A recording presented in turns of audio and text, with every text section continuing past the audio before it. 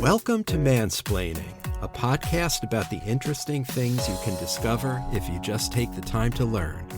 My name is Joe, I'm your host for this week, and as always, I'm joined by my college friend Mark. Together, we'll explore what's on our minds and hopefully figure out a thing or two about a thing or two. Hello, Mark. Hello, Joe. How are things in New York? Pretty good, and you? Okay, Seattle has this irritating thing in the summer where it does not feel like summer.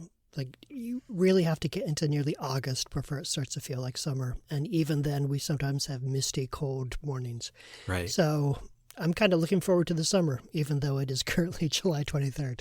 Yeah, well, remember when we were in college in Chicago together, I used to call spring the 24-hour period between winter and summer. So yeah, I guess it depends on the region, right? Yeah, Chicago is definitely a place where the weather is actively trying to kill you at least 10 months out of the year. Right. Listen, before we start, I have one more thing to mention to you. I'm not sure you realize this, but with this taping, we begin our second year of mansplaining. Did you realize that? Oh, we have passed the threshold. We are into year 2. That is exciting. We taped our first episode on July 24th, 2020. And for those who are keeping track, it's the infamous Lost episode. Oh, yeah, man, that one was incredible. Too bad we lost it. I know. Someday we'll have to do a session just to reminisce on how wonderful that one was. I know. Yeah, but the oral history of the first episode. Yes. Here we are on July 23rd, 2021, taping our 27th bi-weekly episode. So year 2 officially begins today, Mark. It's a landmark date. All right, and let's get to our topic then. I shifted the focus back to politics. We went through a period last fall where we were talking disproportionately about politics for obvious reasons.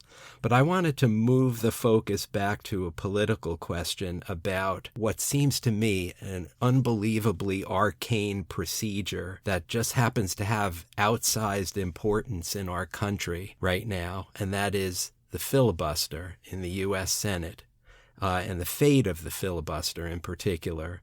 So I asked you last time to give me and our listeners a little lesson on the history of the filibuster. Where did it come from? And just as importantly, what will become of it?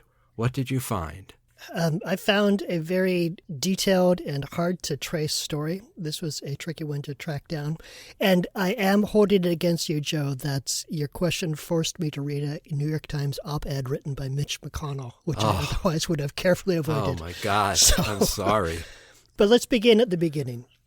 Joe, do you have any idea of where the term filibuster came from? No, I don't. It's probably from some other language. You're correct. It's actually from 3 other languages. It comes to us from Dutch, by way of French, by way of Spanish. And the original appears to be a Dutch term, which I'm sure I will badly mispronounce, vrijbuiter, which meant freebooter, or a pillaging and plundering adventurer.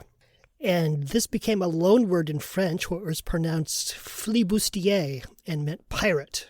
The Spanish term, which grew out of the French, is closer to ours, filibustero, and was a derogatory term for the American adventurers in the 19th century who were inciting revolution in several Latin American countries.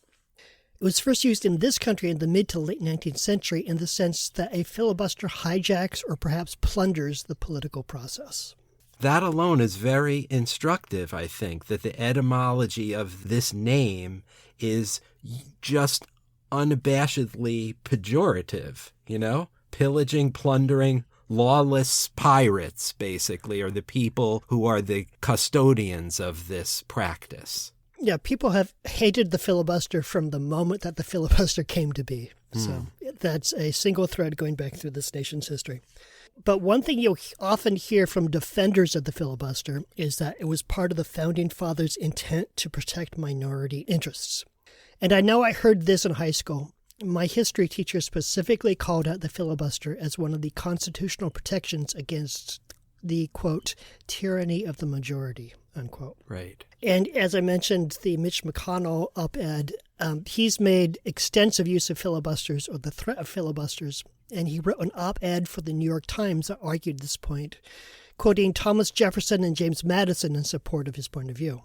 And on the surface, this argument would seem to hold water, especially coming from Jefferson and Madison, who both were from the state of Virginia and were particularly concerned that the new union would not trample the rights and interests of smaller agrarian states. And the Constitution does, in fact, include several supermajority rules requiring a two-thirds majority in the Senate for impeachment, confirming treaties, overturning a veto, expelling one of its members, and concurring in the proposal of constitutional amendments.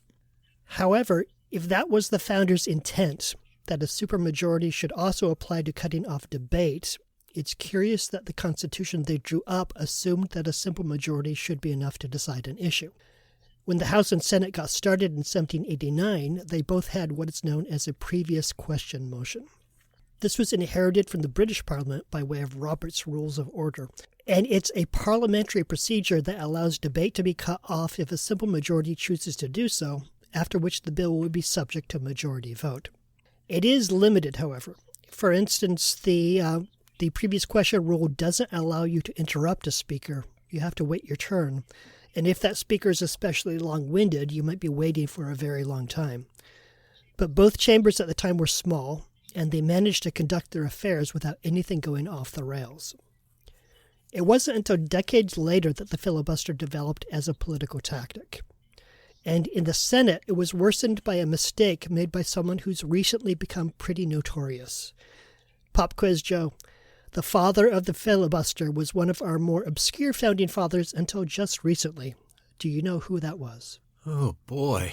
Until just recently, that's tantalizing. I feel like I should know this answer, but I don't. You're going to have to tell me. I don't even want to guess. Well, these days, thanks to Lin-Manuel Miranda, Aaron Burr is best known as the guy who killed Alexander Hamilton in an illegal duel.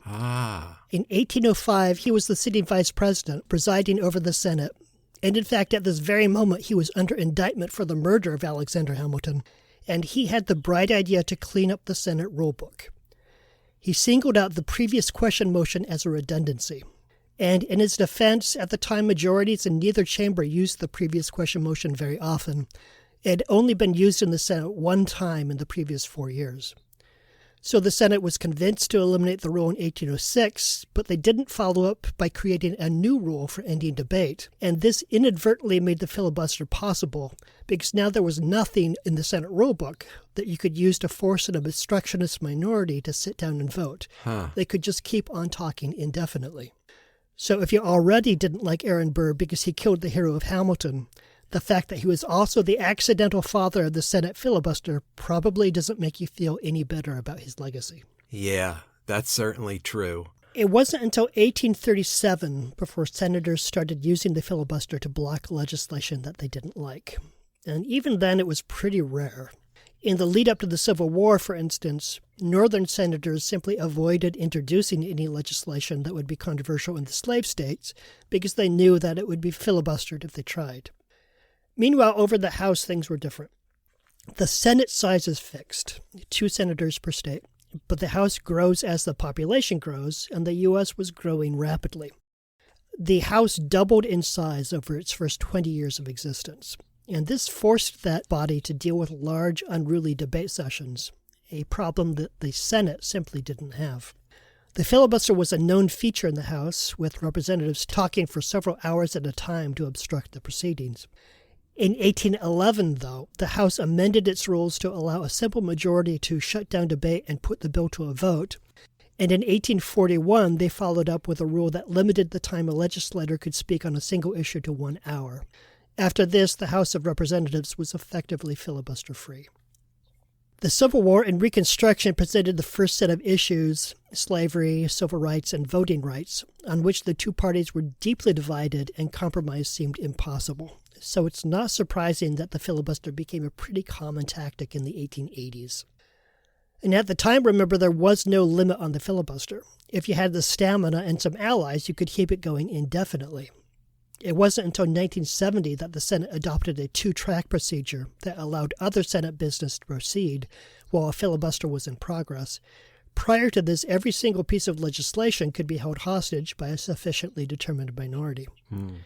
There were many attempts to eliminate the filibuster, but these attempts were themselves filibustered. The first successful attempt to limit the filibuster in the Senate came in 1917 during World War I. German submarines were preying on U.S. merchant vessels, and President Woodrow Wilson wanted to arm those vessels even though they were not officially ships of war. The idea had broad political support, but some anti-war senators successfully used the filibuster to block Wilson's plan. Wilson was pretty angry that there was effectively nothing he could do about that, and with newspapers full of stories about private American citizens murdered by German torpedoes, there was enough of a backlash against the filibuster to get the Senate rules changed. The result is a parliamentary procedure called cloture. Invoking cloture, or ending a filibuster and bringing the bill to a vote, has several steps. First, a minimum of 16 senators must sign a petition for cloture, and you don't need to wait your turn. The petition may be presented by interrupting another senator's speech. After the clerk reads the petition, the Senate waits for one full legislative day, after which a quorum call is undertaken to see if a majority of senators are present. The Senate then votes on the petition. 3/5 of the whole number of senators, or 60 if there are no vacancies, is the required majority. If the vote passes, no more than 30 hours of additional debate are allowed, and no individual senator may speak for more than 1 hour. And there are additional restrictions. For instance, you're not allowed to extend the filibuster by introducing additional amendments.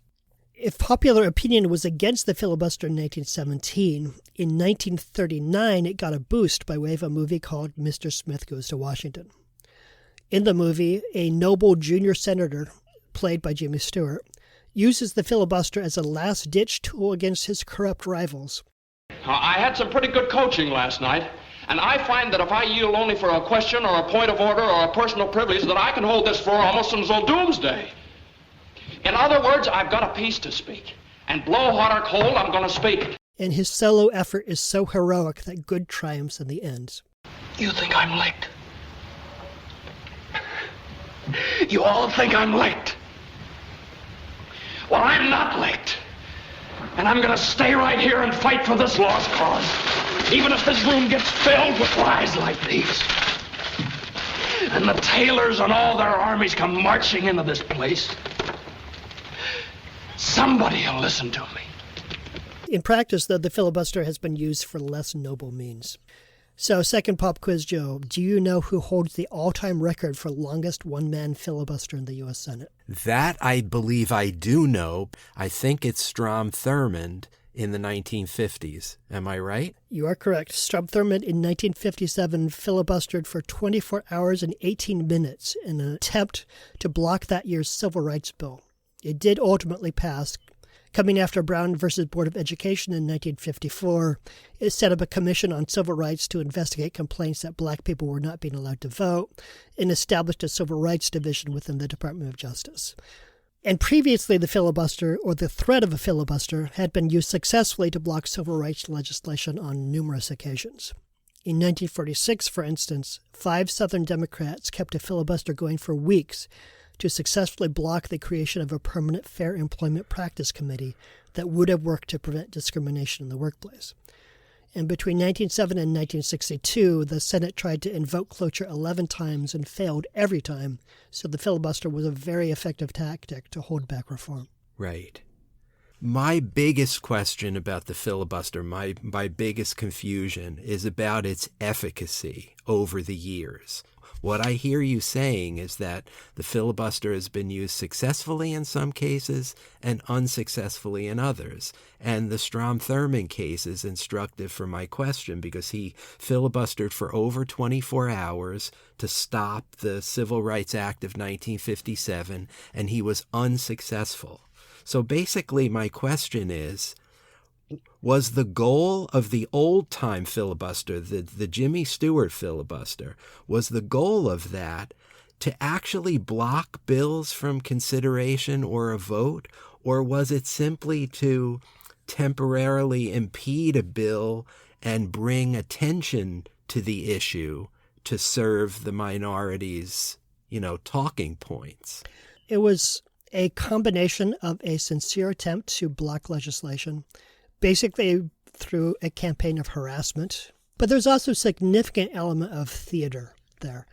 And I think Strom Thurmond speaking for 24 hours was not so much about blocking legislation that he knew had more than enough votes to pass, as it was to signal to the voters back in his home state that he was doing his darndest. And in fact, Southern Democrats who didn't join him in this filibuster were later faulted by voters for not having supported him. Yeah. In more recent decades, there has been legislation to limit the filibuster rather than eliminate it entirely. In 1970, the Senate was starting to get concerned that these, histrionic filibuster displays on the floor were giving it a bad name. And so they, somewhat perversely in my view, allowed senators to register their objections to a bill privately behind closed doors, meaning they were no longer required to go out on the floor and talk for hours to keep a filibuster going. And this had the effect of worsening the problem because it basically made a filibuster easy. So in 1974, the budget reconciliation process was created to allow a simple majority to pass budgetary legislation, and new rules in 2013 and 2017 allowed a simple majority to invoke cloture on presidential nominations, preventing the filibuster from being used to block nominees to the cabinet and judiciary, including the Supreme Court. And then there's the nuclear option. This is, in effect, a parliamentary procedure that could be used to eliminate the filibuster in a specific case or amend Senate rules to eliminate it once and for all. And this procedure depends on a loophole in the Senate rulebook. The Senate Majority Leader triggers the nuclear option by raising a point of order that he knows to contravene a standing rule. The presiding officer then denies the point of order based on Senate rules and precedents, after which this ruling is appealed and put to a vote. The majority can then vote to overturn the ruling and approve the point of order, which has the effect of changing the rule. Right. And in 2013, it was the nuclear option that was used by a Democratic majority in the Senate to change the rules for confirmation of presidential nominations. And it was used again by a Republican majority in 2017 to change the rules for Supreme Court nominations. Right. And it could be used again to do away with the filibuster altogether. Defenders of the filibuster like to say that the Senate is supposed to be a deliberative, consensus-driven body, where the House, with its shorter terms of office, is more driven by the vicissitudes of public opinion. They argue that the Senate is supposed to be more cautious and deliberate. This might have been a sound principle when the country was less polarized than it is today, but in the current climate, the result has been almost total gridlock. Nothing remotely controversial can pass in today's Senate. For instance, the 85th Congress in 1957-59 passed more than 25% of bills that had been introduced. By 2010, less than 3% of bills introduced were passed into a law. Wow. In most cases, moreover, a bill is never even put to a vote because the mere threat of a filibuster is enough to derail the process. More and more, the majority party has resorted to using things like the budget reconciliation process to enact their agenda, which is a great way to pass a tax break, but cannot be used for non-budgetary issues like voting rights, gun control, or climate change legislation. Right. Presidents, meanwhile, have been expanding use of executive orders, which is constitutionally dubious, and without the standing of law, these measures can easily be reversed by the next president. Which is what has happened over the last few administrations. The first thing the new president does is undo all the executive orders of his predecessor. Yes, Obama was the first president to expand use of executive orders. Trump reversed almost all of those, and now Biden is reversing the Trump ones. And more policy issues are being resolved by the Supreme Court because Congress is unable to pass laws in anticipation of or response to the court's rulings. As a result, both parties are now famous for disappointing their constituents. They campaign with big promises of changing how things are done in Washington, and then when they get in office, not very much gets done because not very much can be done. Things stay pretty much the same. Those campaign pledges start to sound like empty promises, and as a result, voters grow cynical and disengaged. So it's not surprising that there's a lot of energy behind the idea of just getting rid of the filibuster. It was, after all, not original to the Senate. It took nearly 100 years for it to become a standard element of Senate procedure, and the House has done just fine without it. With Trump impatiently waiting for another chance to storm the White House, some Democrats are feeling like it's extremely urgent that popular legislation gets passed in time to head off voter backlash in a red wave in 2022 and 2024. Some argue that the filibuster is the sort of thing you want to get rid of when you're in control of the Senate, but keep when you're in the minority. The thinking here is that you should be careful what you hope for. Given how frequently the Senate majority changes hands, do you really want to hand your enemies a powerful weapon for the next time they're in power? The Senate is also, remember, fundamentally undemocratic. With 2 senators from every state, regardless of population, we could see a Senate majority that represents a very small percentage of American citizens operating without any effective limits. It wasn't that long ago that we were looking at a Republican in the White House, Republican majorities in both chambers of Congress, and a conservative majority in the Supreme Court, all despite the fact that most voters in this country had cast their vote for Democratic candidates. And Trump was very frustrated with the filibuster and unsuccessfully lobbied McConnell to use the nuclear option to get rid of it. I think we were probably pretty happy with the filibuster in those dark days. There are, in short, times when the filibuster doesn't protect the minority, it protects the majority against the minority. And I'm wondering whether, if we were to abolish the filibuster tomorrow, the same thing would happen to laws passed that happens with executive orders. In other words, the current Congress, which is Democratic controlled, would pass a raft of legislation signed by the president. And then as soon as the trifecta changes hands to Republicans, they'll pass their own raft of legislation, which would probably largely undo everything the Democrats just passed. Mm-hmm. So you'd be doing essentially the same thing that you described with the executive orders, except it would happen with legislation, with bills instead of executive orders. Yeah. With the caveat that in that case you would need majorities in both the House and the Senate. And in fairness to the proponents of the filibuster, it occurs to me that could be a powerful argument, that do we want our country to just seesaw back and forth between radical right-wing and radical left-wing proposals that are all passed into law by the president of that party, you know? And it might be impossible to get rid of the filibuster in any case. Democrats would need every single Democratic senator to vote for it. And so far, Joe Manchin of West Virginia and Kyrsten Sinema of Arizona have said they will not do so. Maybe they're just using those statements for leverage, angling for special favors in exchange for their votes.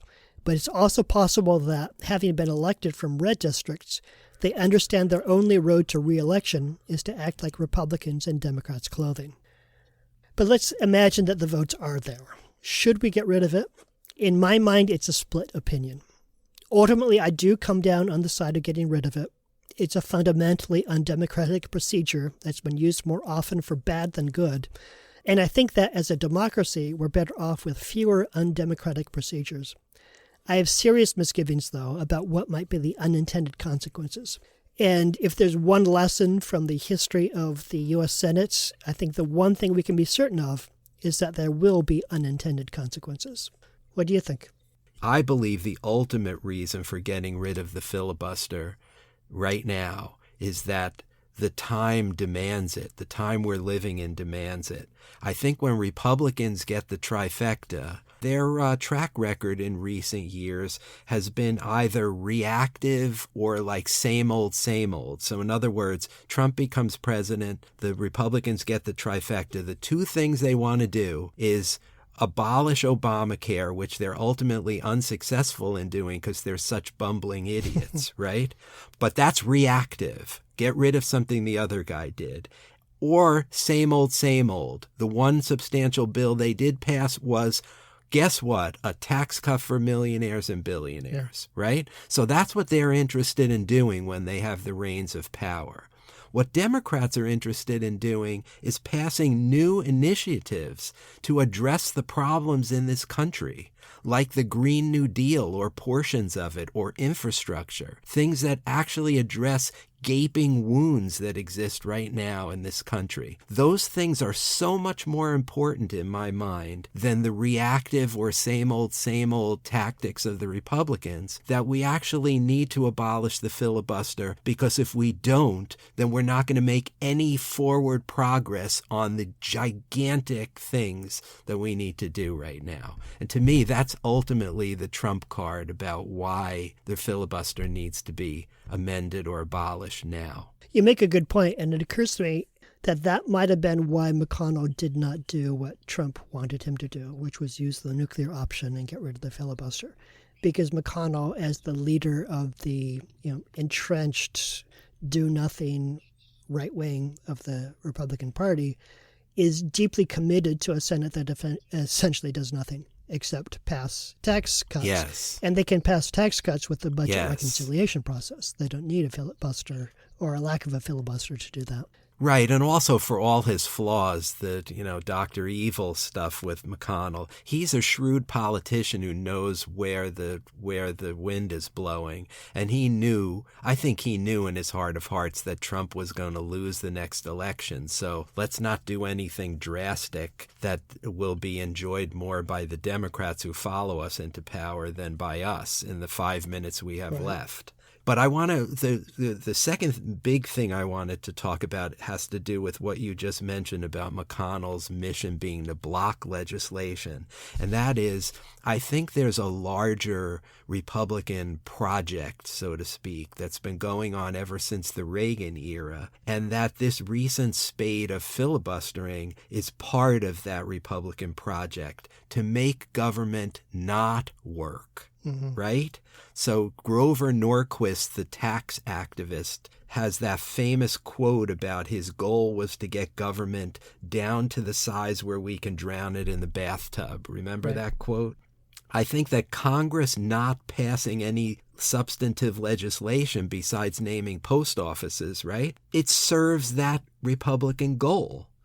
It reduces the size of the government. It reduces the role of the government. It makes government unpopular. And worse yet, it makes government irrelevant in people's lives. Yeah. That's the Republican project. Yeah. And filibustering goes hand in glove with that. I think we might soften that a little bit by changing the word from project to philosophy. But I think we're basically on the same page that if you believe that the federal government does not have a legitimate role to play in people's lives, then what you want to have happen in that government is absolutely nothing. Yes. Were you a Parks and Recreation watcher? I was not. No, my wife binge watched it, but I'd never seen a single episode. There's a character in that who's the head of the Parks and Recreation Department, and he is deeply, deeply conservative. And in an early episode, he says the reason he took the job was to make sure that the Parks and Rec Department did nothing. I feel like that was a commentary on a number of senators who are elected in order to stop Washington from doing stuff rather than elected in order to go to Washington and get stuff done. Yeah. There's one other thing I want to say, and you touched on this a little bit, but I want to explore it more with you, about potential reforms to the filibuster. Because this doesn't have to be the status quo or the complete death of the filibuster. There are things that can happen in between, and a couple of interesting things I've heard senators and other thinkers propose is something like restoring the talking filibuster, the Jimmy Stewart filibuster, making the politicians not secretly filibuster where you don't even know who's opposed, right? But making them get on the floor and speak for hours and hours overnight, read the telephone book, do whatever they need to do to keep the floor so that cloture can't be invoked. That's one thing. And then there's using the nuclear option to kind of lower the 60 vote threshold for some issues or all issues, making it 52 votes for voting rights, right? Or abolishing the filibuster for voting rights and making it be a 52 vote threshold for regular legislation, non-financial legislation, right? Something like that would still retain the filibuster, but it would make the bar to hop over, not this absurd 60 vote bar, which is just utterly ridiculous and impractical in this 50-50 political climate we're in right now. What do you think about that? I am unconvinced that bringing back the talking filibuster is going to have much of an effect, because if we are thinking of that as an instrument of political theater, we've got guys like Ted Cruz who love that sort of thing. Right. So I feel like the talking filibuster, in maybe some isolated cases, will make it more difficult to keep a filibuster going. But I don't think it would have a significant effect, because you would still be subject to the 60-vote majority for cloture, and it would still be just as hard to get the 60 votes. The other part, though, carving out additional stuff for, eliminating the filibuster for voting rights, that seems eminently sensible to me, because that's every bit as legitimate as eliminating the filibuster for Supreme Court nominations, which the Republicans did simply so that they could confirm Neil Gorsuch. Right. The illegitimate justice. If you feel like a minority of senators should be able to block legislation that protects people's ability to vote, then you're simply not committed to the principle of a democratic republic. And so I don't see any reason why that sort of thing should not go forward, and it would make legislation possible in additional areas. So I wholeheartedly support that. It would, of course, be a partial measure, not a total solution, but sort of this step-by-step carving out more and more areas where you can't use the filibuster to block legislation would seem reasonable, like maybe a good second step, a good plan B. And it also might be where we're actually heading, because I think that ultimately what I think is going to happen is that the Democrats are going to stage a lot of votes that are going to be filibustered related to policies that large majorities of the American people support. Some are already out there: infrastructure, voting rights, but gun control is another one. We've got like 80 or 90% support in the country for sensible gun laws. That will be filibustered. And I think the goal of those votes will be to get public opinion on the side of the reform advocates. And then maybe you can get a Joe Manchin or Kyrsten Sinema to say with a straight face that they're not going to ever vote to abolish the filibuster, but given the utter intransigence of the other side and the utter need to move things forward in this country, we are going to support reforms to the filibuster to allow these particular things to happen. Universal background checks on gun purchases, voting rights. It could be the more reasonable approach. Instead of going to Manchin and Sinema and saying, vote to get rid of it entirely, go to them and say, all we're doing is carving out this area, this one thing. And we've done it twice before. And that is its own slippery slope. I stipulate to that. When the Republicans get back in power, they'll carve it out for whatever draconian things they want to do, abortion reforms, etc. But so be it, progress. We need to move forward on the things. For crying out loud, the country is burning right now. It's 100 degrees in places like Seattle. We need to do something about this. We can't just sit still and let this arcane tradition stymie us from making progress. It just seems obvious to me. Yeah. Well, that's why you're a progressive. Yeah. Right. That's the fundamental difference is that some people look at the world and see problems that need to be solved, and other people look at the world and see things that they are afraid of losing. And that's liberal versus conservative. True, but sometimes events get out in front of this, Republicans die of COVID, and Republicans lose their houses in wildfires. So eventually something's going to click in, I think, and the pressure brought to bear on the reactionaries in Congress is going to be overwhelming eventually. That's what I want to believe, and that's also what I think will eventually happen. Will it be soon enough? That's the question. Yeah, you and me both. All right, well, thank you for an interesting conversation.